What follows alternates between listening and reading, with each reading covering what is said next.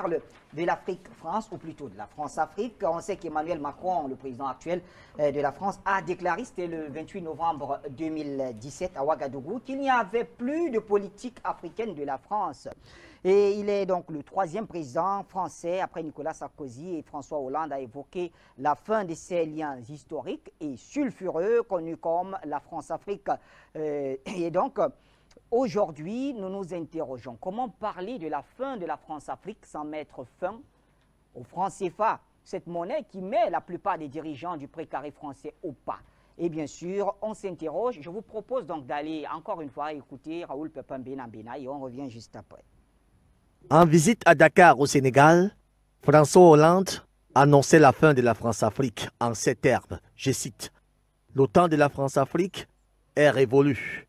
En février 2012, Nicolas Sarkozy annonçait avoir mis fin à ce qu'il a lui-même appelé les réseaux occultes. Et très récemment encore au Burkina Faso, Emmanuel Macron a clairement dit que la France-Afrique relève du passé douloureux. Des propos de ces chefs d'État qui se sont succédés à la tête de la France, il est donc clair que tous annoncent avec brio la fin d'une espèce d'institutionnalisation d'un système mafieux, des réseaux appelés la France-Afrique et dont les grands penseurs seraient plus ou moins en vie. L'Élysée assure qu'il existe aujourd'hui des canaux bien identifiés qui portent cette relation avec la France et l'Afrique et qui ne passent pas forcément par des émissaires officieux. La France se range donc désormais en partenaire privilégié de l'Afrique. À en croire, c'est un responsable des couloirs des Champs-Élysées. Mais si l'on peut prétendre qu'une recolonisation de l'Afrique n'est plus envisageable de par la dissolution de la France-Afrique, il serait tout de même curieux de voir comment la France va se comporter face au franc CFA qui demeure un lien fort avec la France. Peut-on comprendre et accepter un seul instant que le lien établi par la France à travers le franc CFA ne serait pas un facilitateur d'une France-Afrique, bien que n'étant plus sauvage? Peut-on parler de la fin de la France-Afrique sans mettre un terme au franc CFA? D'ailleurs, l'ancien président Nicolas Sarkozy avait reconnu en son temps qu'il était très difficile de parler dans les faits la fin de la France-Afrique. Le franc CFA serait, au regard des faits établis, le dernier rempart qu'il faudra éliminer pour se détacher définitivement des mains de la France. Car celui qui contrôle la monnaie contrôle le pouvoir et peut s'en servir à sa guise. Dire qu'il n'y a plus de politique africaine de la France relève donc de la pure bêtise. Le général de Gaulle, avec son discours de Brazzaville en 1944, évoquait déjà la normalisation des relations entre la France et l'Afrique. Mais hélas, les actes ont été tout à fait contraires et y demeurent jusqu'à nos jours. À bon entendeur, salut. Merci encore une fois Raoul Pepin Benambena et Hakim Bella. Alors, Luc Michel, vous avez commencé ce sujet par vous. Le franc CFA, vous nous le dites, c'est le ciment de la France-Afrique. Et vous dites que c'est un système qui est maintenu depuis, sous tous les présidents français, y compris le président Macron.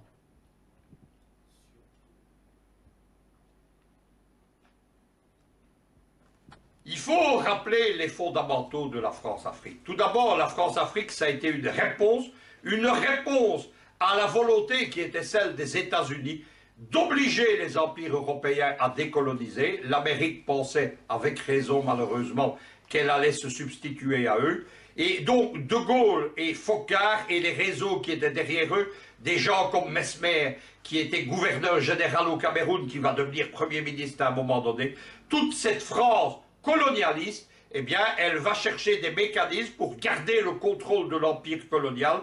Ne pensez pas que les Français sont les seuls à l'avoir fait. Il y a une légende qui dit que les pays anglo-saxons auraient bien décolonisé, que ça se serait mieux passé. Les Britanniques ont fait la même chose, ils ont fait ce qu'on appelle le Commonwealth. Le Commonwealth, c'est un mécanisme d'assujettissement politique et économique. Rappelons-nous que la première chose, lorsque Yahya Jammeh a été renversé, la première chose qu'Adama Barrow, qui était l'homme des services secrets britanniques, a fait, c'est de faire rentrer à nouveau son pays dans le Commonwealth. Ce sont des mécanismes qui sont similaires. Simplement, les Français ont été beaucoup plus cyniques et beaucoup plus brutaux que les Britanniques parce que c'était dans la spécificité de leur colonialisme. Les Britanniques étaient pour le colonialisme indirect via les élites indigènes. Les Français étaient pour un espèce de jacobinisme africain. Il y a derrière chaque président français une vision de la France-Afrique. Il y a eu celle de De Gaulle et Pompidou qui était celle de Foccart. Il y a eu ensuite celle de Giscard d'Estaing qui a éjecté Foccart mais qui a gardé son bras droit Journiac. Il y a ensuite la France-Afrique social-démocrate de Mitterrand et de son fils. Puis il y a eu celle de nouveau de Chirac qui a vu le retour aux affaires à la fin de sa vie, on l'oublie, de Foccart. Et puis il y a eu cette France-Afrique de Sarkozy, puis celle de Hollande. Aujourd'hui, on est à la France-Afrique 2.0 de Macron. Tous ces gens, chaque fois qu'ils deviennent présidents, ils annoncent c'est fini la France-Afrique. Simplement, ils la remanient pour la rendre à nouveau acceptable quelques années. Derrière tout ça, vous savez qu'il y a un principe en droit international, c'est ce qu'on appelle la continuité de l'État. Par exemple, on ne le sait pas, mais en France, entre la première République française et la 5e République de Gaulle, il y a eu les 2e, 3e et 4e Républiques, il y a eu le Second Empire de Napoléon III, il y a eu l'État français néofasciste de Vichy, il y a une continuité juridique, étatique entre toutes ces formes politiques de l'État français. Eh bien, on peut dire que à travers cette France-Afrique qui s'est maintenue depuis De Gaulle et Foccart, il y a une continuité du néocolonialisme français. Deuxième chose, la France-Afrique, c'est un système. Ce système a été conçu par Foccart. Au départ, il y a une réflexion géopolitique, on l'oublie souvent, c'est la géopolitique des généraux français de la guerre d'Algérie 1956-1961 et de la sale guerre du Cameroun, qu'on appelle aussi les historiens la petite guerre d'Algérie de 1956 à 1972, parce qu'elle a duré très longtemps avec des complicités au Cameroun. Il y a enfin au cœur de cette géopolitique l'extension du domaine du précaré français aux ex-colonies considérées comme francophones belges, l'ex-Congo belge devenu Zaïre puis RDC, le Rwanda, le Burundi. Derrière ce système, il y a des mécanismes qui ont été mis au point au Cameroun précisément, qui en a été le laboratoire entre 1959 et 1962, avec à l'époque un homme qui va devenir Premier ministre finalement de la 5e République, c'est Pierre Messmer, qui va être un individu extrêmement maléfique, extrêmement répressif au Cameroun, qui va organiser notamment la guerre contre les Bamileke et contre les cadres de l'UPC qui vont finir assassinés, à commencer par Youm Niobé et aussi Félix Moumié qu'on va empoisonner en Suisse. C'est cette France-Afrique, un système intégré qu'on va étendre à l'ensemble de l'ex-précaré français. Il repose sur 3 piliers. Le premier pilier, ce sont les institutions de l'État français lui-même, la diplomatie, l'armée et les services secrets officiels. On confond souvent les barbouzes avec ceux-ci. Les barbouzes, ce sont des services secrets parallèles.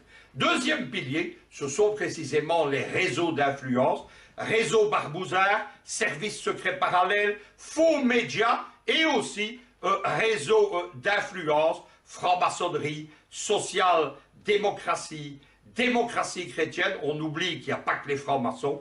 Derrière tout ça, pour ceux qui veulent comprendre, l'historien Jean-Pierre Batz des réseaux Foccart, il a appelé le livre tiré de sa thèse universitaire, avec raison, La fabrique des barbouzes, voir ce qui se passe encore aujourd'hui contre un pays qui n'a pas fait partie de la France-Afrique, mais à qui on applique ces sales méthodes, c'est la Guinée équatoriale.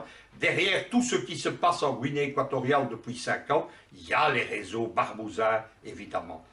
Troisième pilier, ce sont les multinationales françaises, les grandes sociétés, ce qui était sous De Gaulle les firmes d'État. Elles ont été petit à petit privatisées dans le cadre de la globalisation, mais l'État français en a gardé le contrôle. Ce sont le grand groupe pétrolier Elf Total, qui est véritablement le super pilier économique de la France-Afrique, qui va lancer celle-ci dans les guerres, par exemple, de sécession du Katanga ou du Biafra. Il y a Areva dans le domaine du nucléaire, et puis il y a des firmes plus petites, mais qui constituent cette France-Afrique. C'est le groupe Bolloré, par exemple, Bouygues, etc.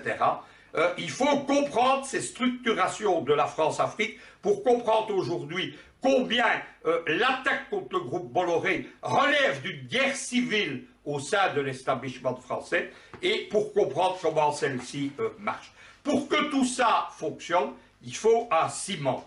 Ce ciment, qu'est-ce que c'est? C'est le franc CFA. Le franc CFA, il permet à la fois le contrôle monétaire et financier de l'ensemble néocolonial et deuxièmement, il permet au profit de la France le maintien de ce qu'on appelait sous la 4e République l'impôt colonial. Il faut voir au début de la France-Afrique ce qui se passe avec la Guinée de Sékou Touré. La Guinée de Sékou Touré, elle ne joue pas le jeu, elle est révolutionnaire, elle se tourne vers la Chine et la Russie surtout, et surtout, elle lance sa monnaie nationale. On a immédiatement une déstabilisation du pays. Les Français vont appliquer des méthodes de barbouze. Ils vont fabriquer de la fausse monnaie. Ils vont l'introduire en Guinée-Conakry et ils vont détruire l'économie de celle-ci. Ça se terminera par le renversement, quelques années après, de Sékou Touré. La solution, ce sera le franc CFA, et on va le constater tout de suite. Au début de la France-Afrique, le pilier, c'est le Congo-Brazzaville de l'abbé Fulbert Youlou, anticommuniste. Il est renversé par un mouvement marxiste dont est encore issu aujourd'hui le gouvernement de Sassou Nguesso. Ce gouvernement marxiste, il va se tourner vers la Chine et la Russie, et malgré tout ça, grâce au franc CFA, il va rester économiquement dans l'ensemble néocolonial français. Il y a aujourd'hui, je vais terminer là-dessus, je m'excuse d'être long, mais on ne peut pas résumer ceci en peu de choses, il y a des tentatives, comme à chaque début de présidence, pour endormir les Africains. Macron raconte que les Africains peuvent quitter quand ils le veulent le franc CFA, mais il a mis au point un plan Macron pour précisément préserver celui-ci. Ce plan Macron, il s'effectue avec des complices, le roi du Maroc, l'empire financier marocain que symbolise la banque Wafa. Le deuxième pilier, ce sont les Africains sous domination du Fonds monétaire international, avec à leur tête l'ancien vice-directeur du FMI, Alassane Ouattara. Et enfin, ce sont tous ces milieux d'avocats et d'affairistes, avec notamment Lionel Zinzou, ancien dirigeant comme Macron de la banque Rothschild, qui veulent maintenir le système français. Qu'est-ce que c'est leur plan? Leur plan, il se fait en deux étapes. Le premier, on étend le franc CFA à toute la zone CEDEAO, et Paris est prêt à beaucoup de choses pour ça, à laisser apparaître le Maroc comme le moteur de la nouvelle monnaie, ce qui ne sera pas le cas, et même à changer son nom. Deuxième étape, on largue le franc de la zone CEMAC, on le laisse se décomposer, et on lui impose ce que voulait déjà Mme Lagarde du FMI il y a 2 ans, on lui impose une dévaluation qui ravage les économies de la zone CEMAC. Pourquoi détruire la zone CEMAC? Parce que c'est la zone de résistance au colonialisme français et au colonialisme anglo-saxon. C'est là que se trouve le Tchad d'Idriss Déby Itno, c'est là que se trouve le cœur du néo-panafricanisme, la Guinée équatoriale d'Obiang Mbasogo, c'est là que se trouve le Cameroun de Paul Biya, dont on a vu que s'il ne parle pas beaucoup, il a concrètement tourner son pays vers la Chine, comme l'a démontré son voyage spectaculaire il y a quelques semaines à Pékin. C'est le but de cette réforme du franc CFA, et au milieu de tout ça, on amuse les Africains avec des contrefeux. C'est soi-disant le discours de DSK sur le remodelage du franc CFA. DSK, autre dirigeant du Fonds monétaire international. Ce sont les opérations qui sont menées par Guillaume Soros, par Georges Soros, excusez-moi, avec ses réseaux. Soros, il faut le savoir, lui, il est pour la disparition du franc CFA, mais tout simplement pour une raison, c'est un spéculateur sur les monnaies, il a fait fortune en détruisant la livre britannique, il pense que la disparition du franc CFA, et il faudra lui donner tort, va entraîner un effondrement des économies africaines et il pourra s'y constituer un nouvel empire financier.